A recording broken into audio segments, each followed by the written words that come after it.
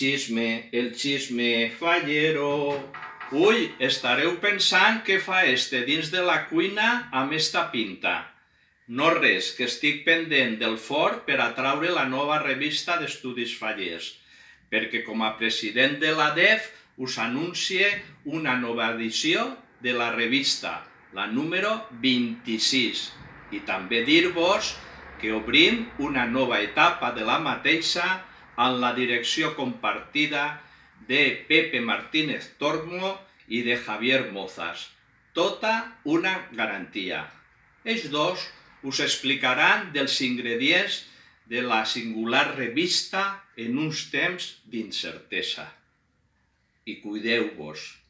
I també una mica de paciència, que les falles arribaran. I no oblideu, compreu la revista.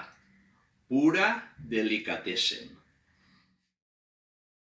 Hola a tots i a totes, som Javier Mozas i Pepe Martínez, directors de la revista d'Estudis Fallers, i volem presentar-vos els continguts de la revista de 2021. Malauradament, la situació actual per la que passem ens impedeix fer una presentació pública presencial de la revista en què poguérem trobar-nos i retrobar-nos, però consideràvem fonamental que el número d'enguany estiguera a disposició en aquestes dades, en què en una situació normal haurien celebrat les falles. Enguany, com bé deia Javi, malgrat la situació i les limitacions en les que ens trobem, hem pogut posar a l'abast de tota aquella persona interessada una revista especial, la número 26, que en unes 135 pàgines recull els treballs i les reflexions d'un total de 11 homes i 10 dones, abarcant un ampli espectre de temàtiques, sempre vinculades amb el tema de les falles.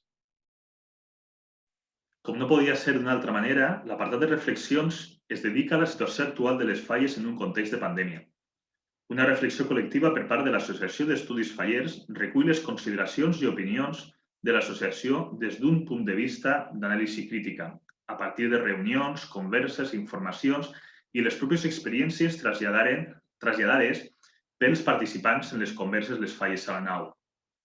Unes reflexions en forma de text que es complementen amb el text del company Ivan Esbrí, que com a responsable de comunicació del Gremi d'Artistes Fallers ens presenta i ens narra com va viure la cancel·lació de les falles de 2020 este sector fonamental en la nostra festa.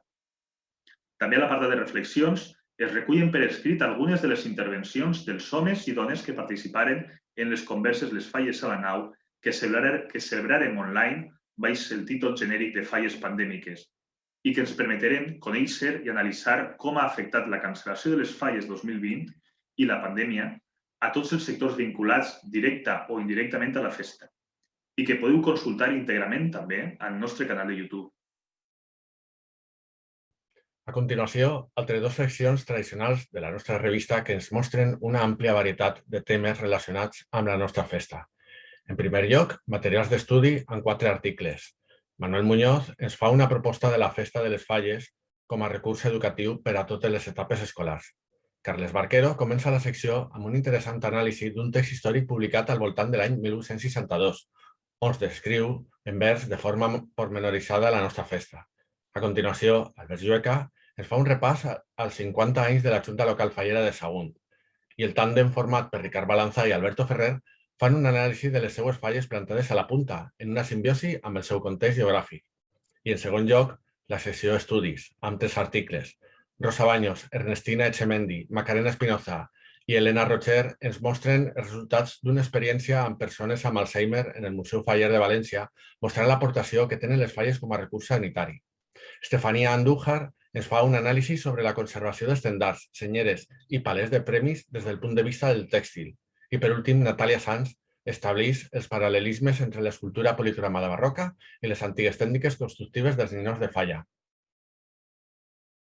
L'apartat de ressenyes ens permet analitzar algunes de les principals publicacions que sobre falles i festes del foc s'han publicat en l'any immediatament anterior a la publicació de la revista.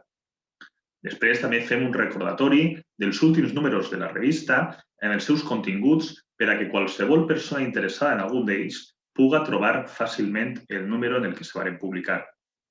I, òbviament, les normes de publicació de la revista i d'elaboració d'originals per a totes aquelles persones que vulguin treballar algun tema per a la revista i enviar-nos-el per a la seva publicació. I aquests continguts podeu tindre-los en la revista que està disponible a partir d'avui en les principals llibreries de la ciutat de València. Un llistat de llibreries que anem a fer públic en les nostres xarxes socials, en Facebook i en Twitter, per a que sapigueu on podeu anar. I, per supost, aprofitem ara que vos tenim ahí per a convidar-vos a que, si voleu escriure en la revista de l'any que ve o següents, que aprofiteu per a enviar-nos els articles quan considereu. Estem oberts a les vostres propostes. I una vegada més, i un any més, i un número més de la revista, volem agrair a totes aquelles persones que esteu interessades en els estudis i les reflexions i les investigacions que publiquem en la revista d'Estudis Fallers. Esperem que vos servisca i que vos siga d'interès tot el que hem publicat en la revista d'enguany. I, sobretot, que puguem veure-nos personalment i presencialment molt prompte. Moltes gràcies a tots i a totes. Moltes gràcies.